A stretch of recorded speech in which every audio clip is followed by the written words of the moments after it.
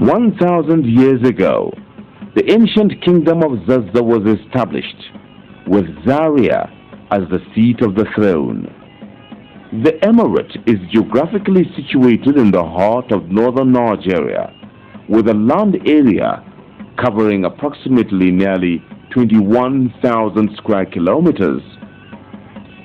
Zaria, the administrative headquarters of Zazzau Emirate, is named after the junior sister of the famous heroine Sarauniya Amina.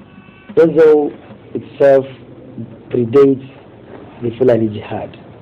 So when you talk of emirates, you are now talking of the leadership from the Jihad of Usman and Fodio to date. Therefore, Zazzau Emirate began in the year 1804 when the Fulani Jihad was in full force and all the Hade rulers were replaced by Fulani rulers. Following the success of Sheikh Usman and Fodio's jihad in 1804, some prominent Fulani scholars were given flags as a symbol of authority by the Sheikh to carry out similar jihads in their new areas of posting. Malam Musa, accompanied by Malam Ya Musa and Malam Abdul Karimu, arrived Zaria, established and also marked the beginning of the Fulani administration in Zazzau, in addition to establishing some ruling houses in the emirate. The emirate has currently 3 ruling dynasties. The Malawa, the originator was Malam Musa. The Bari originator was Malam Ya Musa, and then the Katsinawa ruling dynasty, which was founded by Malam Abdul Karim. However, there was the 4th house, which was an incidental happening, and since the first and the last Fulani Abdul Salam from the Sulubawa, but presently the rulership is moving from Malawa, Katsinawa, Bari-Bariyawa. From 1804 to date, Zazzau Emirate has been ruled by 18 Fulani emirs. They include from Malam Musa in 1804 to 1821, Malam Ya Musa from 1821 to 1834, followed by Malam Abdul Karimu, whose reign began in 1834 and ended in 1836. Then came Hamada Dang Ya Musa, whose reign was short as he died few months after he was installed. Others were Muhammad Sani, who reigned from 1846 to 1853. After his demise, Sidi Abdul Qadiri became the new emir, followed by Abdul Salam in 1853 to 1857. Abdullahi Dang Hamada in 1857 to 1871. Abu Bakr was next from 1871 to 1874, followed by Muhammad Sambo from 1879 to 1888. In 1888, after the death of Muhammad Sambo, Usman Yero reigned to 1897, while Muhammadu Lawal Kwaso came to the throne in 1897 and died in 1902. Aliyu Sidi was crowned a year later. That was in 1903. He died in 1920, paving way for Alhatu Danyero to become the ruler of Zazzau from 1920 to 1924. Ibrahim Dankwaso took over the leadership in 1925 and lasted up to 1936. That same year, Jafar Dan Isiaku became the new emir of Zazzau and died in 1959. The 17th emir of Zazzau was Muhammadu Aminu, who reigned from 1959 to 1975, while the 18th and the present emir of Zazzau Emirate is Dr. Shehu Idris CFR.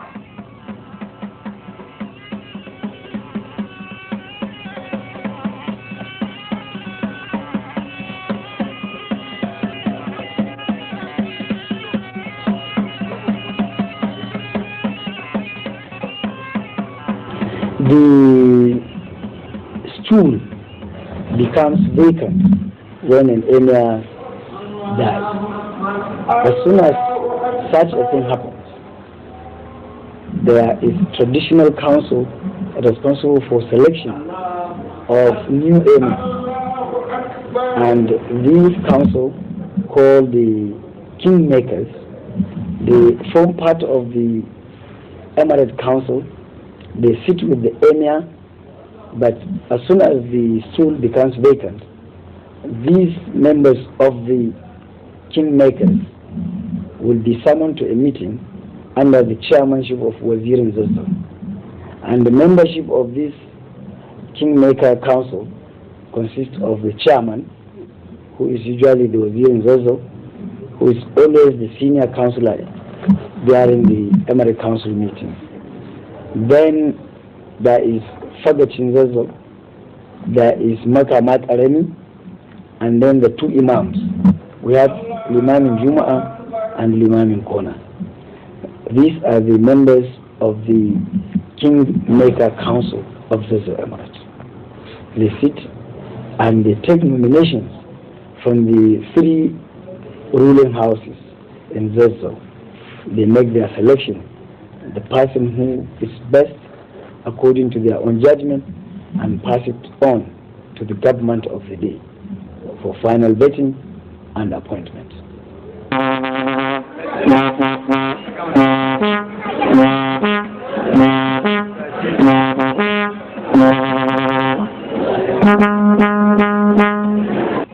Within the emirate, the emir, being the chief custodian of the people's way of life, has what is called the Zazzau Emirate Council, whose membership include senior title holders, district heads, and learned scholars. They are responsible for advising the emir and ensuring the smooth administration of the emirate. In the northern part of Nigeria, emirs and chiefs play a major role in assisting the local government councils in the areas of maintaining peace and mobilizing their people to take advantage of government policies and programs that have direct bearings on their lives.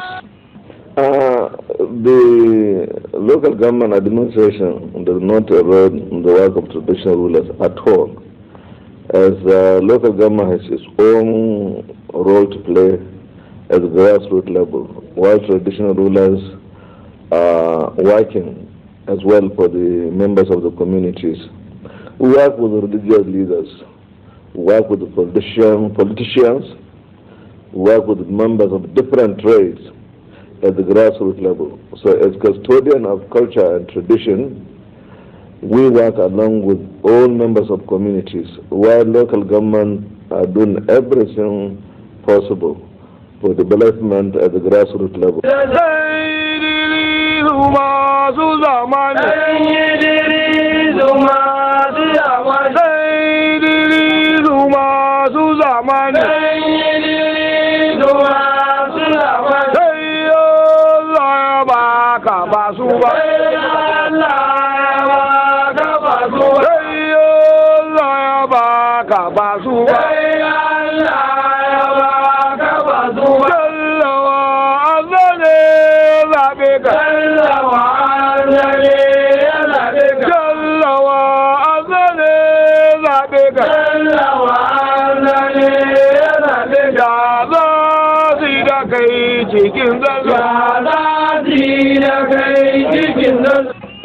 The 1999 Constitution, which is operational today, is silent on the role of traditional rulers. This has led to popular demands for an inclusion in the Constitution in the light of their immense contributions towards national growth and stability. We shall continue to mobilize the people for the success of any administration. So if Nigerian Constitution is amended, whatever role traditional rules are going to be given, it has to be a sort of advisory, and we should be willing to mobilize our people for the success of any government of the day.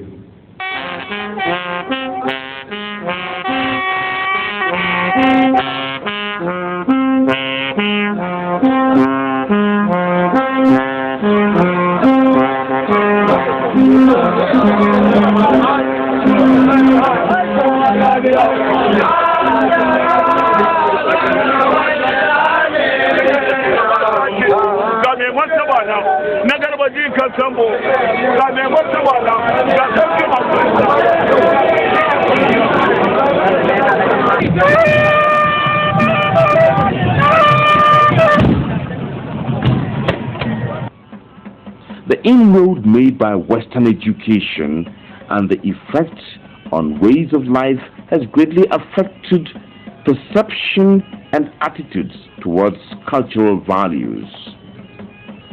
Culture is dynamic. It is something that develops over a period of time. Tradition also is dynamic. There are values that are maintained which denote who a person is and the community, the type of people. If you see them, the way they dress, the way they speak, the way they eat, the way they socialize, the way they interact within themselves, these constitute culture, tradition, value, and norms. So whatever Western culture that will have influence on our own people, we have some tradition that our people maintain, and our rulership helps in maintaining such tradition. In Hausa land, greeting and exchange of pleasantries is part of the people's way of life. Daily, title holders, district heads, commoners, and visitors alike troop to the Emir's palace to catch a glimpse of the royal father, salute, and pledge allegiance to him. This type of greetings are more colorful to watch mostly after the Jumat prayers in the Emir's chamber within his magnificent palace. It is considered disloyal, rebellious, and deviant if any of the Emir's subject or district heads fails to pay homage to the Emir during such occasion. Prayers for the Emir's long reign, good health, and peace in the emirate are also offered by the chief imam, who is the spiritual head, and other Islamic scholars present.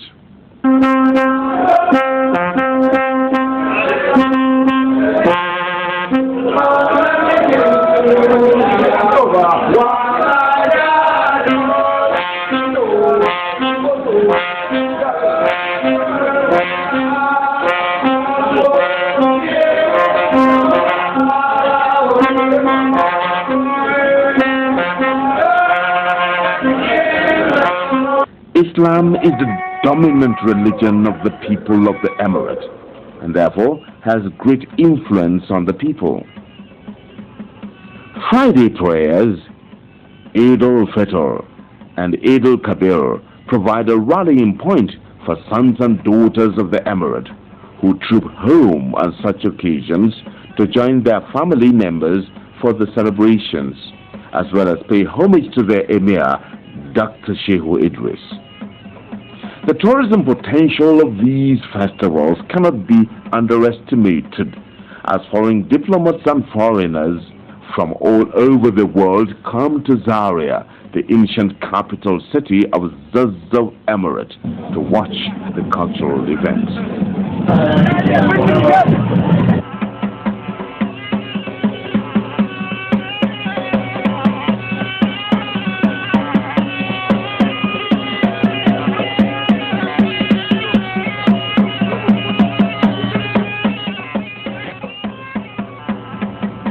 Traditional rulers, as custodians of culture and tradition, play a great role in promoting peace, unity, and security in their domain.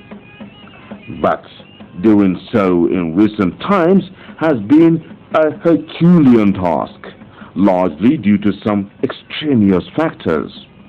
Peace, unity can be promoted by means of encouraging people to work together, have respect for different opinions.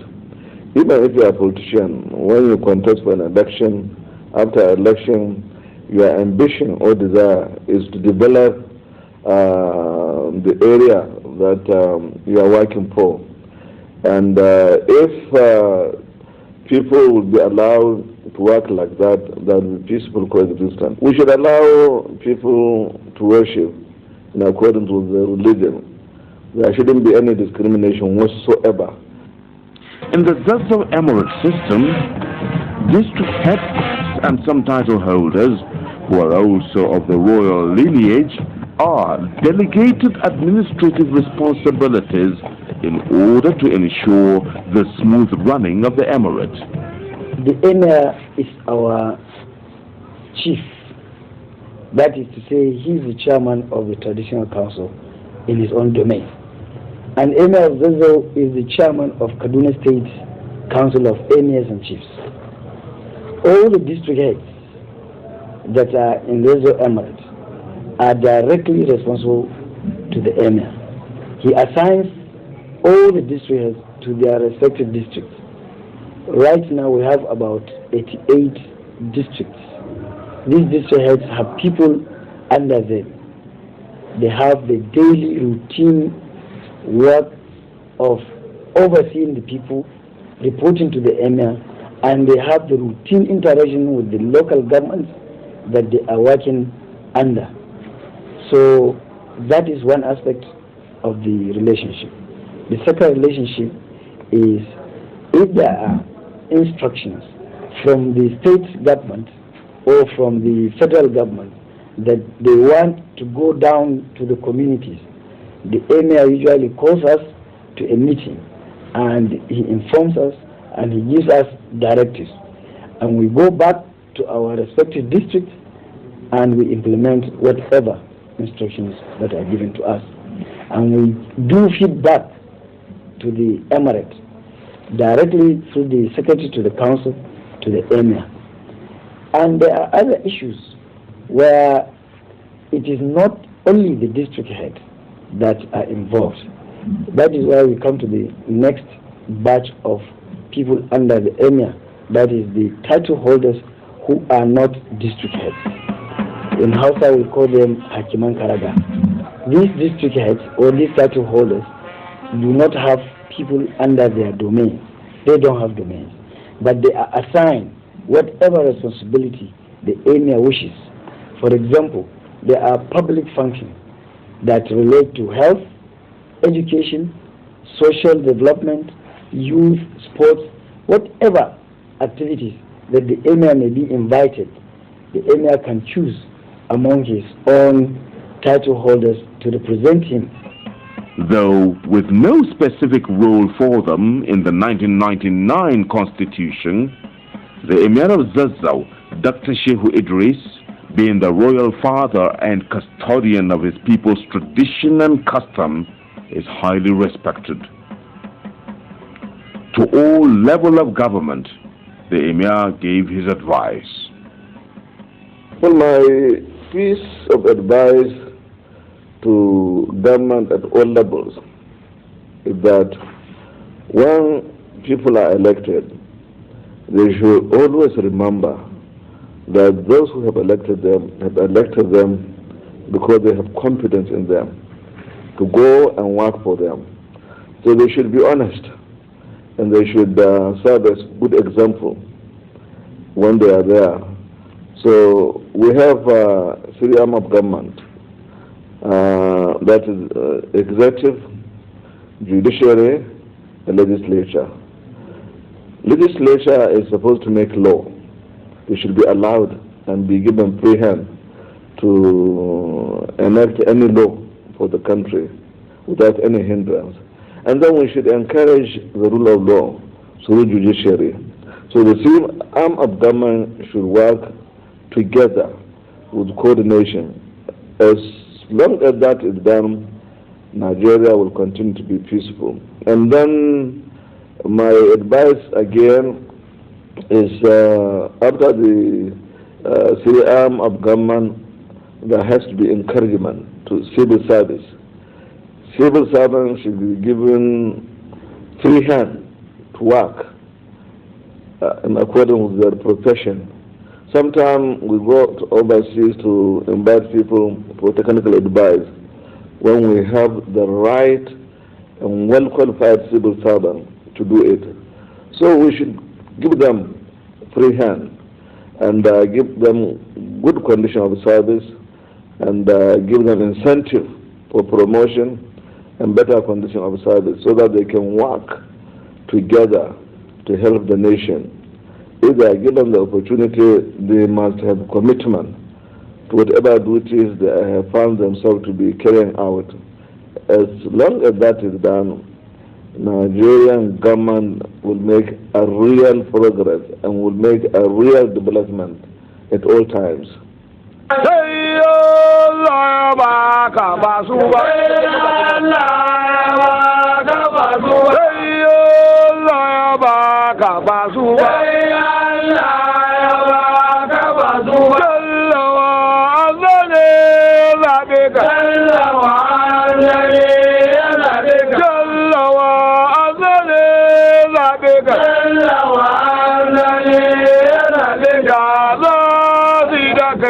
Cikin zazzau da kai cikin zazzau da kai cikin zazzau da kai katin zazzau Allah ba ka ba su ba Allah ba ka ba su ba dola bi ga mai ka san zazzau dola bi ga mai ka san zazzau ba daudu ce ga madi ba daudu ce